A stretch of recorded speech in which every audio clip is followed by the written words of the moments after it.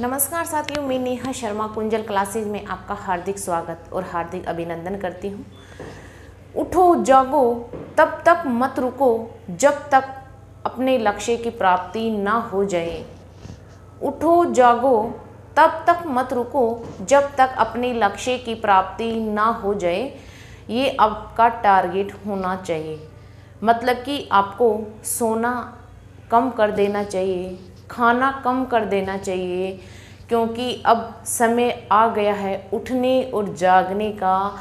क्योंकि 2025 आपके लिए बहुत सारी वैकेंसियाँ लेकर आएगा और इसमें आपको आपके लिए एक नौकरी तो तय करनी ही करनी है, वरना हमारी ज़िंदगी बर्बाद हो जाएगी।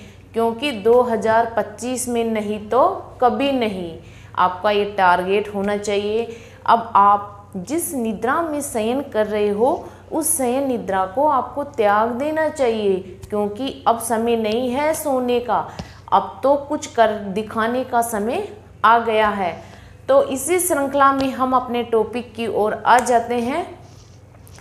तो सबसे पहले, क्योंकि एक बात है जो मैं आपको कभी नहीं बोलती हूँ कि आप चैनल को लाइक करो, शेयर करो और सब्सक्राइब करो, ताकि मैं भी मोटिवेट होती रहूं तो आपके लिए और भी बेहतर काम कर सकूं। क्योंकि एक टीचर को और आपसे कोई भी गुरु दक्षिणा नहीं चाहिए बस मुझे थोड़ा सा आपका मोटिवेट चाहती हूं कि आप थोड़ा सा काम ऐसा करें कि मैं आपके कामों से थोड़ा मोटिवेट होती रहूं और आपके लिए और भी बेहतरीन कार्य कर सकूं।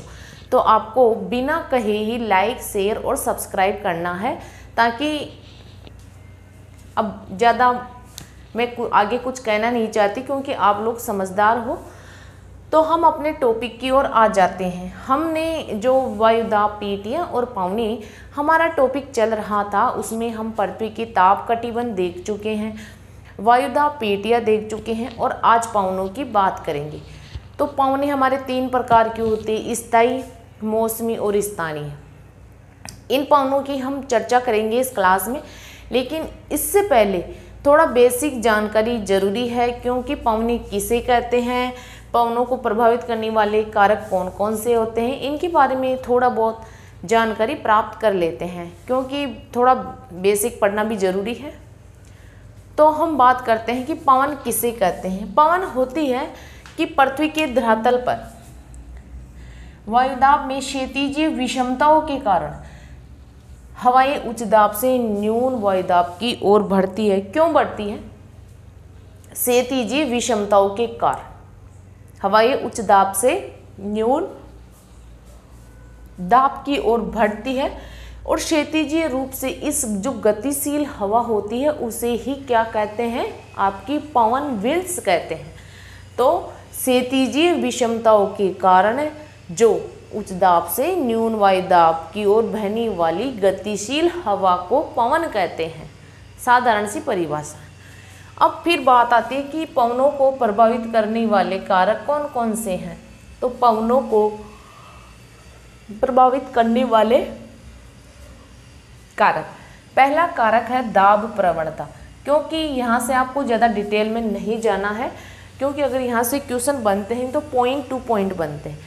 3 ये पॉइंट दे देंगे और एक दूसरा दे देंगे, क्या 3 और दूसरा दे देंगे, एक ये दे देंगे, ऐसे देके आपसे यहाँ से क्वेश्चन पूछे जाएंगे। तो पहला है दाब प्रवणता।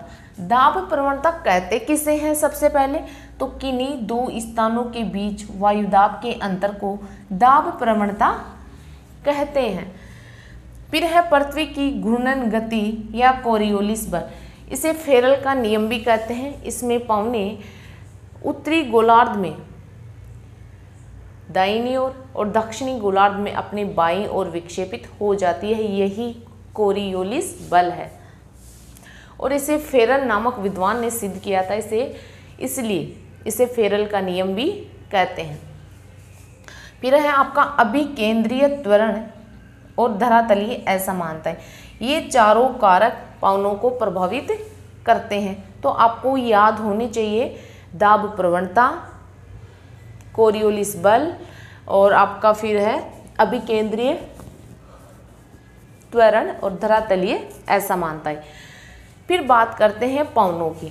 पवनी कितनी प्रकार की होती है? तो पवनी 3 प्रकार की होती है। आपकी स्थायी पवनी, दूसरी मौसमी या सामयिक पवनी और तीसरी आपकी स्थानीय पवनी।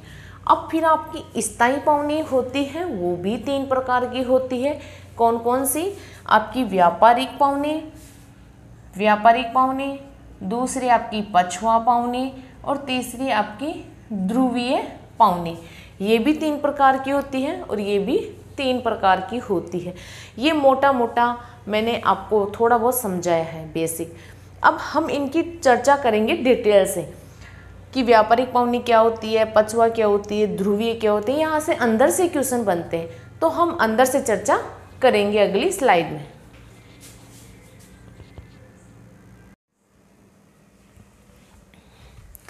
अब आपको जो स्थायी पवनी है उनके अंतर्गत 3 उपभाग हैं, व्यापारिक, पछुआ और ध्रुवीय पवनी। इनकी मैं थोड़ी डिटेल आपको बता देती हूँ, इनको समझा देती हूँ, तो आप एक बार ध्यान से इस स्लाइड की तरफ आ जाइए। स्थायी पवनी, इसका अन्य नाम सनातनी भी है, प्रचलित है, और भूमंडलीय पवनी। ये चारों एक ही प्रकार की पवनी होती है। क्लियर? वे पवनी जो वायुदाब के अक्षांशीय अंतर के कारण उच्च दाब से न्यून दाब वाले एक कटिबंध से दूसरे कटिबंध की ओर बढ़ते हैं।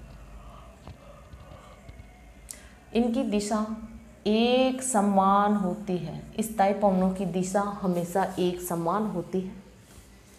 अब देखो ये 3 प्रकार की होती है, व्यापारिक, पछुआ और ध्रुवीय। ये 3 प्रकार की पवनी होती है। अब व्यापारिक पवनी किसे कहते हैं? व्यापारिक पवनी हमेशा उच्च दाब से न्यून वायु दाब की ओर बहती है। ठीक है। गर्म पवनी हल्की होती है, ठंडी पवनी भारी होती है। ये आपके दिमाग में बिठा लेना, ये कॉन्सेप्ट बहुत इम्पोर्टेंट है। अब उपोषण उच्च दाब कटिबंध से विषुवत रेखीय न्यून दाब की ओर बहने वाली पवनी व्यापारिक पवनी कहलाती है। और ये पवनी फेरल के नियम के अनुसार चलती है। फेरल का नियम क्या कहता है कि पवनी उत्तरी गोलार्ध में दाहिनी ओर घूम जाती है और दक्षिणी गोलार्ध में बाईं ओर घूम जाती है। ये फेरल का नियम कहता है। ये फेरल के नियमानुसार चलती है। उत्तर में इनकी दिशा, ये इम्पोर्टेंट है, ये क्वेश्चन आया हुआ है 2nd ग्रेड में, दिशा वाला, कि उत्तर में इनकी दिशा उत्तर पूर्व दिशा से, दक्षिण में दक्षिण पूर्व दिशा से। फिर अपनी उत्पत्ति वाले कटिबंध के पास की पवनी शांत व शुष्क होती है। जहाँ से इनकी उत्पत्ति होती है इन पवनों की, वहाँ ये बिल्कुल शांत और शुष्क होती है। लेकिन जैसे जैसे ये पवनी आगे बढ़ती है तो ये मार्ग में जल वाष्प आते हैं, वहाँ से आर्द्रता ग्रहण कर लेती है और दोनों विषुवत रेखा, जब विषुवत रेखा के समय दोनों व्यापारिक पवनी आपस में मिलती है तो इतनी घनघोर और भयंकर वर्षा करती है ये पवनी।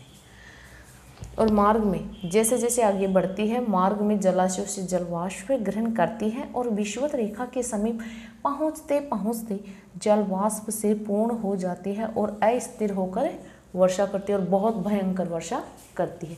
तो व्यापारिक पवनी आपकी हो गई है उपोषण उच्च दाब से विषुवत रेखा न्यून वायु दाब की ओर बहती है। क्लियर?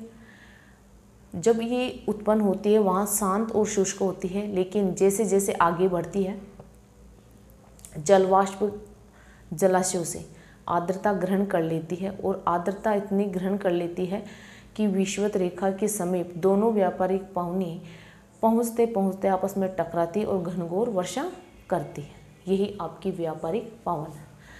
फिर है आपकी पछुआ पवन। पछुआ पवन चलती है उपोषण उच्च वायुदाब से उपध्रुवीय न्यून वायुदाब की ओर। उपोषण उच्च वायुदाब से उपध्रुवीय न्यून वायुदाब की ओर बहने वाली पवन को पश्चिमी दिशा से बहने के कारण पछुआ पवन कहते हैं। जो पूर्व दिशा से बहती है उनको पूर्वा कहते हैं और जो पश्चिमी दिशा से बहती है इनको पछुआ पवन कहते हैं। अब इनकी दिशा देखो, दिशा तीनों पवनों में इम्पोर्टेंट है और यह आपको याद होनी चाहिए। दिशा, इसकी भी दिशा इम्पोर्टेंट है। उत्तरी गोलार्ध में दक्षिणी पश्चिम से उत्तर पूर्व की ओर, दक्षिणी गोलार्ध में उत्तर पश्चिम से दक्षिणी पूर्व की ओर बहती है। अब देखो ये इम्पोर्टेंट फैक्ट आ रहा है आपके सामने कि उत्तरी गोलार्ध में उच्चावच है, पहाड़ है, पठार है, तो इनकी दिशा मंद होती है। लेकिन दक्षिणी गोलार्ध में क्या है, जो ज़्यादातर जल है आपके दक्षिणी गोलार्ध में है, तो दक्षिणी गोलार्ध में जल की विशाल भंडार होने के कारण इनकी गति बहुत तीव्र होती है, क्योंकि जल ही है वहाँ अवरोध तो कुछ है नहीं, और अवरोध नहीं होता है तो इनकी गति बहुत फास्ट होती है। तो फास्ट होती है तो ये 40 डिग्री से 60 डिग्री अक्षांशों में बहुत तेज गति से ये चलती है। और चलती है तो क्या होता है, 40 डिग्री अक्षांशों में, दक्षिणी अक्षांशों में, उत्तरी अक्षांशों में नहीं, दक्षिणी अक्षांशों में इन्हें गरजती चालीसा, 50 डिग्री दक्षिणी अक्षांशों में प्रचंड 50, और 60 डिग्री दक्षिणी अक्षांशों में चीखती 60 के नाम से पुकारा जाता है। और इसे इम्पोर्टेंट लगा लो, वेरी मोस्ट इम्पोर्टेंट फैक्ट है। यहाँ से क्वेश्चन बना हुआ है, दिशाओं से क्वेश्चन बने हुए हैं, पिछले सालों के पेपर उठा के आप देखना। फिर है ध्रुवीय पवनी। ध्रुवीय पवनी ध्रुवीय उच्च वायुदाब से उपध्रुवीय न्यून दाब की ओर बहती है, और इनकी दिशा उत्तर में उत्तर पूर्व दिशा से दक्षिण पश्चिम की ओर, और दक्षिण में दक्षिण पूर्व से उत्तर पूर्व की ओर बहती है। उत्तरी गोलार्ध में इन्हें नॉर्थ ईस्ट कहते हैं। क्या कहते हैं? North east. अब मैं एक आपको डायग्राम बना के जल्दी से समझा रही हूँ, इसको समझ लेना। इनकी दिशा, वो डायग्राम अगर आपके समझ में आ जाएगा तो ये पूरा नोट्स आपके समझ में आ जाएगा।